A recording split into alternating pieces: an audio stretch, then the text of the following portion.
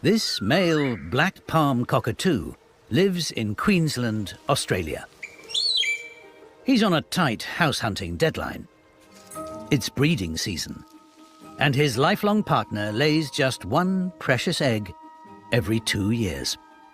And she'll only do that if he can find her the perfect home. He's looking for a solid, hollow tree trunk. Easier said than done. Over the last decade, intense bushfires have burnt many to the ground.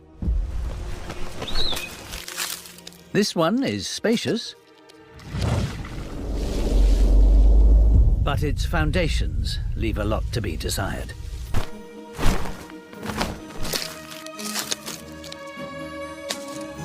Looks promising.